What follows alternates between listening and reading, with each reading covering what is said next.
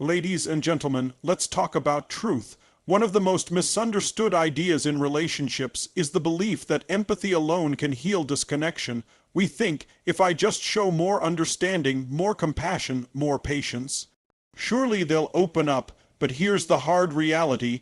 Empathy doesn't work with avoidance. Why? Because avoidants are wired to protect themselves from intimacy. What you see as love, they experience as pressure.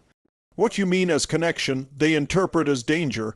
You're speaking two completely different emotional languages, and when languages don't match, the message gets lost. Listen carefully. Avoidants don't fear your empathy. They fear what it represents, vulnerability. To them, empathy feels like exposure. It threatens their sense of control, and so, the more you try to connect through empathy, the more they withdraw to protect themselves. You can't force intimacy on someone who equates closeness with risk. That's like pouring water into a closed fist. It spills out every time. Real growth doesn't come from you giving more, it comes from them choosing to grow. So, what do? We stop trying to fix them with empathy. We stop believing we can love someone into transformation. Instead, we honor our own boundaries. We recognize that empathy without reciprocity becomes self-betrayal, and we understand this truth. Change must be chosen, not demanded, not begged, not even empathized into existence. Here's the breakthrough. Empathy is powerful, but only when it meets someone willing to receive it. With avoidance, the real work is theirs. Your role is to stand strong, respect yourself, and never sacrifice your emotional health hoping someone else will one day wake up. Because freedom doesn't come from chasing someone who's running away. It comes from owning your worth, your voice, and your truth. That's where real connection begins. When we talk about different emotional languages, we are talking about the invisible codes that govern how people connect, interpret, and respond in relationships. Empathy, at its core, is about stepping into someone else's emotional shoes, feeling what they feel, and reflecting back care and understanding. For most people, empathy is experienced as safety, as warmth, as a bridge that deepens closeness. But for avoidant individuals, empathy does not land in the way it was intended. It doesn't create safety. Instead, it sparks discomfort, unease, and sometimes even a stronger urge to retreat. This is not because empathy is wrong or bad, but because avoidants are speaking a different emotional language altogether. An avoidant person has learned, often through early experiences, that vulnerability and closeness are risky. Somewhere in their past, they internalized the message that opening up leads to disappointment, rejection, or even emotional suffocation. So they built a strategy of emotional distance. They thrive on independence, self-sufficiency, and control over how much intimacy they allow. When someone brings empathy to them, it feels like a foreign language. The message might be love, but what they hear is pressure. The intention might be connection, but what they feel is intrusion.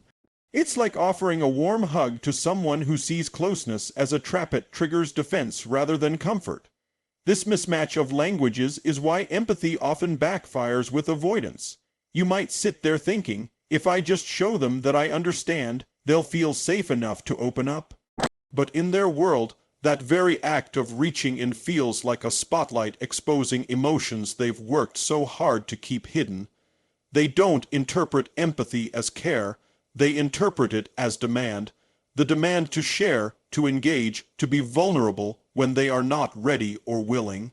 And because their emotional language values distance as protection, they pull back even harder. What you meant to be an invitation becomes a trigger for withdrawal. Imagine trying to communicate with someone in a language they do not speak. No matter how loud, slow, or passionate you are, the words don't make sense. That's what happens in these dynamics. Empathy, as most of us understand it, is not part of their vocabulary. They rely on different cues, different meanings, different strategies for safety. While you may want to resolve conflict by talking openly and expressing emotions, they may only feel safe by minimizing, avoiding, or shutting down. This doesn't mean they don't feel. It means their emotional dictionary defines closeness as danger rather than relief.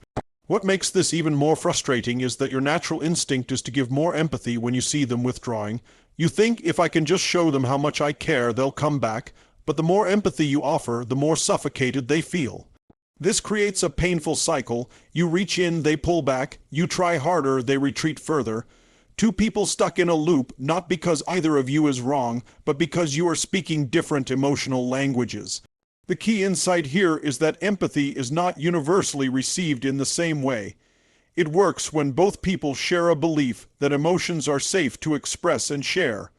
With avoidance, that belief doesn't exist, not because they are broken, but because they learned to survive by closing off. Until they decide to learn a new emotional language, no amount of empathy will translate. This is why the responsibility for change cannot rest on you giving more. It must rest on them choosing to engage differently. And until that happens, empathy will continue to feel like a message spoken in a foreign tongue. Well, intentioned, but never fully understood. Fear of vulnerability is one of the deepest reasons empathy never works with avoidance. Vulnerability means opening the door to one's inner world, exposing fears, needs, and emotions in a way that allows another person to see the raw truth of who you are. For many people, this feels liberating and healing. But for avoidance, vulnerability is not freedom, it is danger. They have been conditioned, often from childhood, to associate emotional exposure with pain. Maybe they grew up in an environment where expressing needs led to rejection, criticism, or even shame. Maybe, when they reached out for comfort, it wasn't there. So they learned that the safest path is to shut down, keep feelings private, and control how much of themselves is revealed. When empathy shows up in front of them, it asks them to lower their guard. It sends the signal, I see you, I hear you, I understand you. For most, that would feel like acceptance, but for avoidance, it feels like being asked to hand over the very armor that has protected them for years. Vulnerability requires trust, and trust requires safety.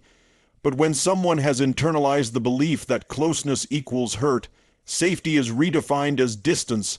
So instead of opening up to empathy, they resist it. They retreat behind walls of independence, sarcasm, detachment, or silence, all designed to shield them from what they fear will come if they dare to be vulnerable. This fear is not conscious most of the time. Many avoidants don't wake up thinking, I'm afraid to be vulnerable today. Instead, it's embedded in their automatic responses. When someone shows them empathy, they might feel an immediate discomfort they can't explain. Their chest tightens, they change the subject, or they suddenly need space. To the empathetic partner, this feels like rejection or coldness. But to the avoidant, it feels like survival. They are not trying to hurt you. They are trying to protect themselves from what vulnerability might unleash inside them: dependency, disappointment, or the risk of being controlled.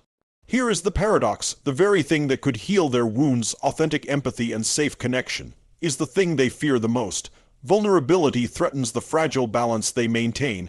It challenges the identity they've built around being self-reliant, in control, and untouchable. To accept empathy means admitting they have needs, and that admission alone feels terrifying. It would mean confronting the pain they've buried, and that's a mountain they are rarely ready to climb. So when empathy is offered, it doesn't land as love, it lands as pressure. It feels like someone is reaching for the locked box they swore no one would ever open, and the instinctive response is defense, withdraw, minimize, or dismiss. The empathetic person walks away confused, thinking, why didn't my care make a difference? But the answer lies in this fear. Until the avoidant decides to face vulnerability on their own terms, no amount of empathy can unlock that door. This is why change with avoidance cannot be forced from the outside. Empathy cannot drag someone into vulnerability they are terrified of. They must choose to step into it themselves. The role of anyone engaging with them is not to keep pouring empathy into a closed container, but to respect their boundaries while protecting their own emotional well-being.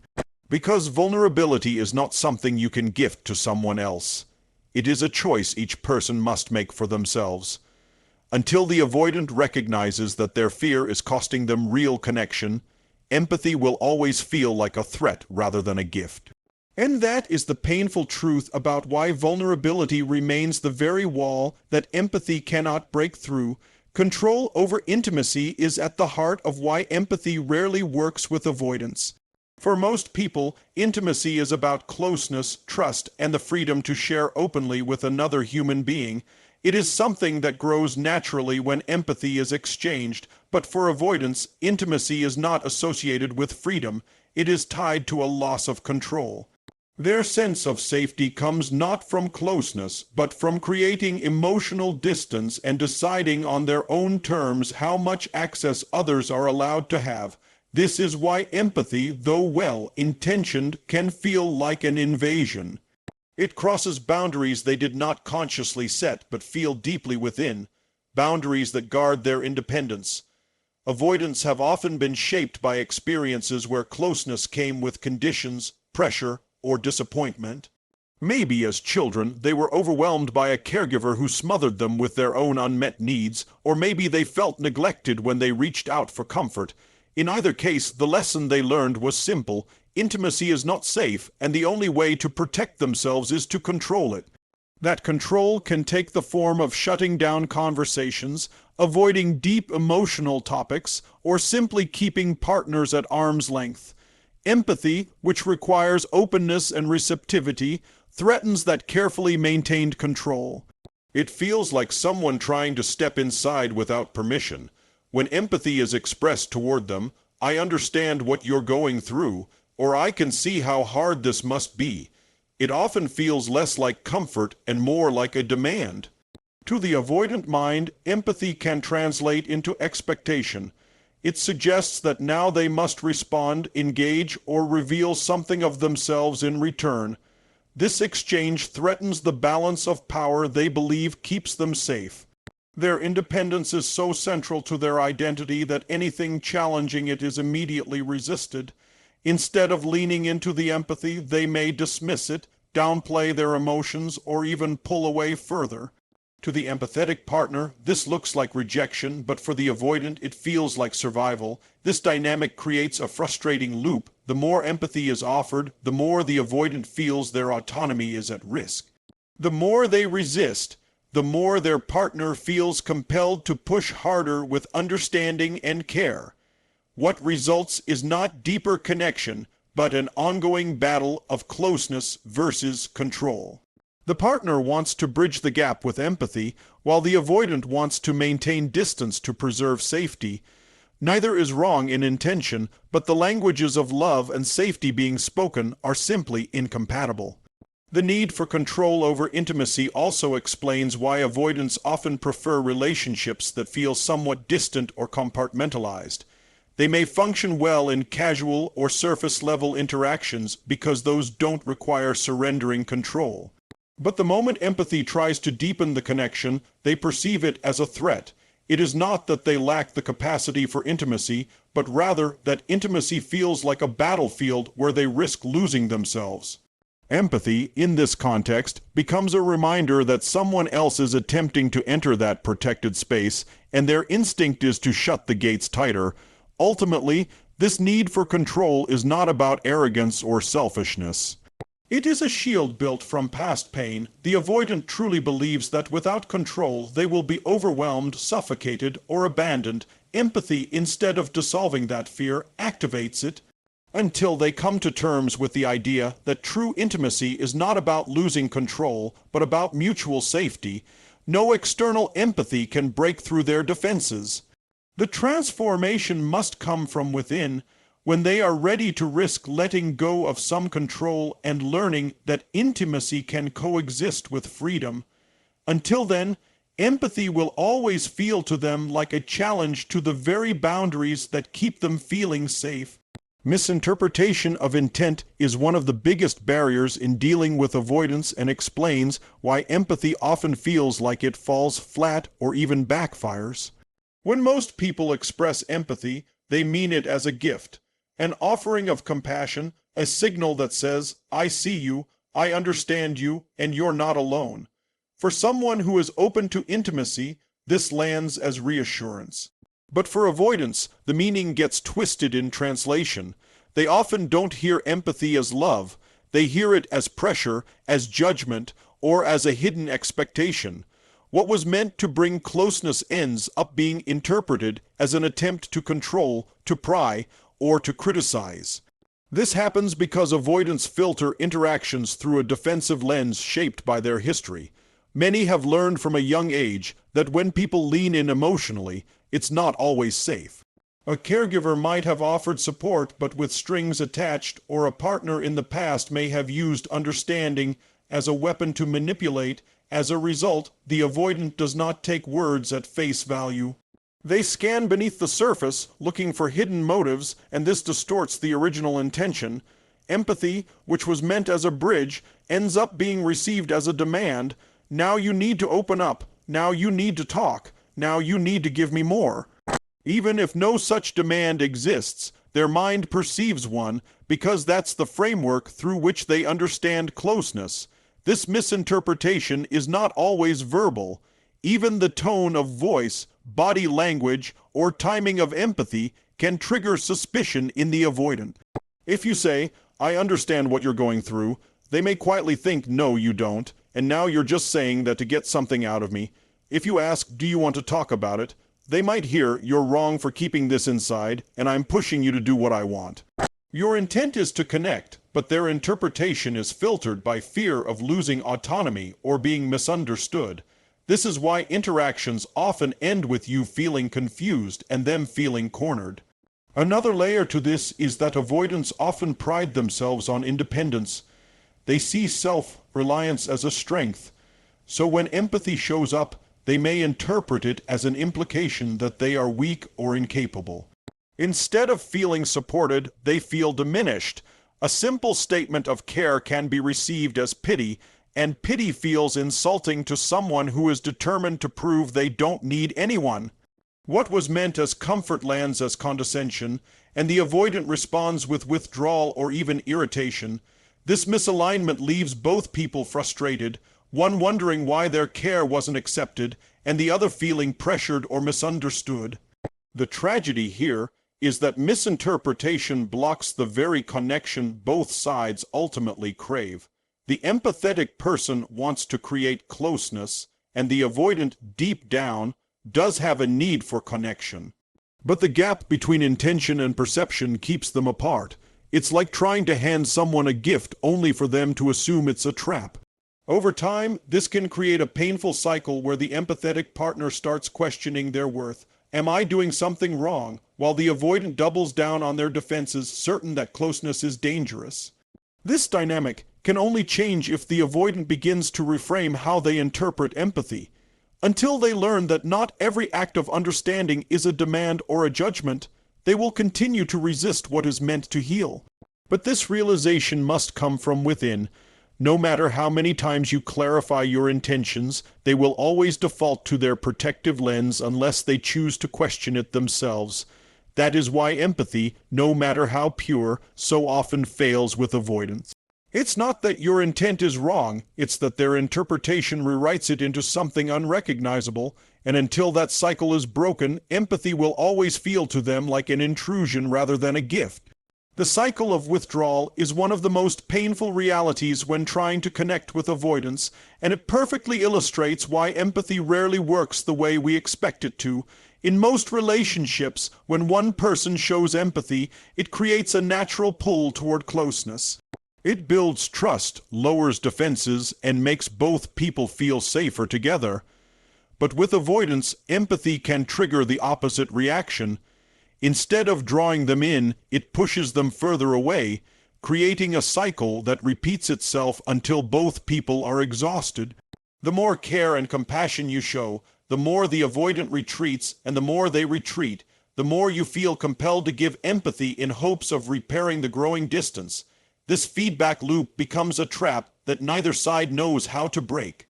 The cycle usually begins with a moment of disconnection. The avoidant may feel stressed, overwhelmed, or simply uncomfortable with too much closeness. They respond by pulling back.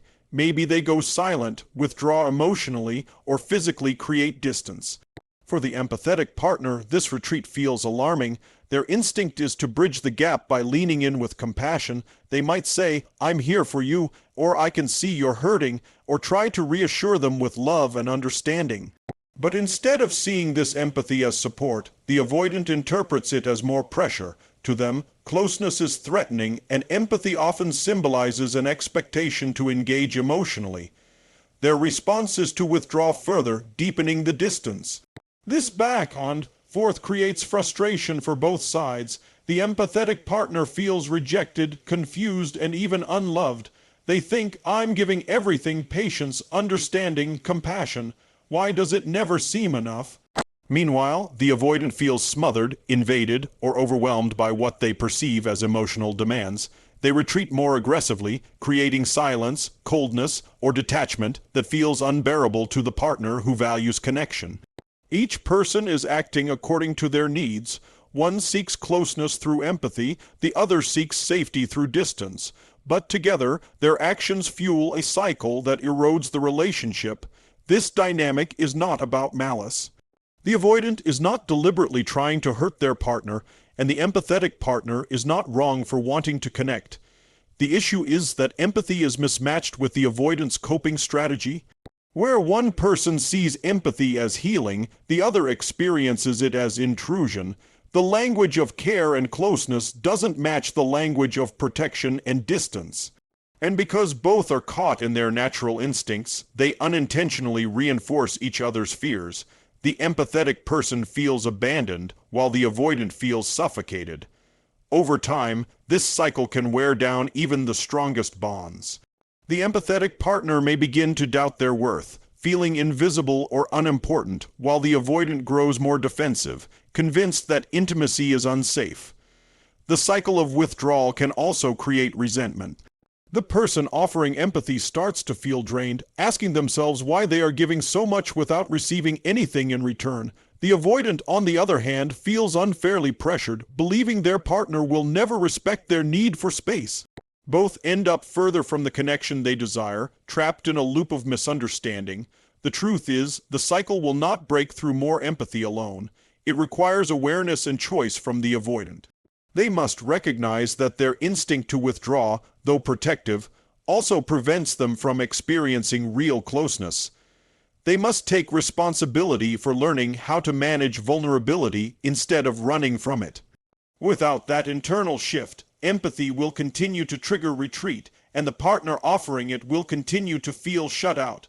The only way to interrupt the cycle is for the avoidant to face their own patterns and for the empathetic partner to protect themselves from overextending. Otherwise, the dynamics simply repeat, sympathy leading to withdrawal, withdrawal leading to more empathy, and the distance between two people growing larger each time. Growth requires self-responsibility, and this is the ultimate reason empathy never works with avoidance. Empathy, no matter how sincere or deep, cannot replace the internal decision someone must make to confront their own fears and patterns. You cannot step into another person's inner world and fix what they refuse to face. You cannot heal wounds that someone is still protecting with layers of denial, avoidance, or control. Avoidants often create the illusion that distance is their shield, but in truth, that distance is also their prison. Until they take responsibility for breaking down their own walls, no external force, no love, no patience, no empathy can set them free. The challenge lies in the nature of avoidant coping mechanisms. Avoidants often construct identities around independence and control, believing they don't need anyone else to survive. This self-reliance is not always authentic strength. Much of it is a defense against the vulnerability they fear. When someone offers empathy, the avoidant does not see it as an opportunity to grow. Instead, they may see it as unnecessary, even unwelcome. This is because true growth requires them to admit they have needs, admit they have fears, and admit that intimacy matters. Such admissions challenge the very foundation of their defense system, and unless they decide to confront this truth, no amount of external compassion will move them forward. This is where many empathetic partners get stuck. They believe that if they just love harder, stay patient longer, or explain more clearly, the avoidant will eventually realize the value of connection, but this belief overlooks the reality of human change. Growth cannot be forced from the outside. It can only be chosen. When avoidants experience empathy without readiness, it does not inspire them to grow. It allows them to retreat further into avoidance, believing someone else will carry the emotional weight for them.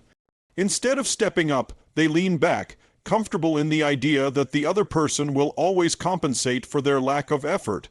Self-responsibility means the avoidant must recognize their own contribution to the cycle of distance. They must acknowledge that intimacy is not suffocation, that closeness is not weakness, and that vulnerability is not destruction. It means owning the truth that the patterns they use to protect themselves are also the patterns that block them from experiencing real love and fulfillment. No one can hand them this realization. It must come from their own courage to reflect, to question, and to change. Without that internal accountability, empathy becomes wasted energy, poured into a container that refuses to hold it. For the empathetic partner, understanding this principle is liberating. It frees you from the illusion that you are responsible for someone else's growth. It reminds you that giving endlessly to someone who does not step into their own responsibility is not compassion. It is self-betrayal. You can offer support, but you cannot carry them across the bridge of change. They must take that step themselves. Until they do, empathy will feel to them like pressure and to you like exhaustion. The empowering truth is that growth only becomes possible when the avoidant decides to engage in the work of self-awareness and healing. They must be the ones to face the fears that drive their withdrawal, to challenge the beliefs that intimacy is unsafe, and to practice new ways of relating that include openness and trust. Only then can empathy be received as it is meant to be, not as a threat, not as pressure, but as a genuine connection. Until that moment of self-responsibility arrives, empathy will continue to fall short. Growth, therefore, is never given. It is always chosen, and it begins when the avoidant stops running from themselves and decides to take ownership of their own healing.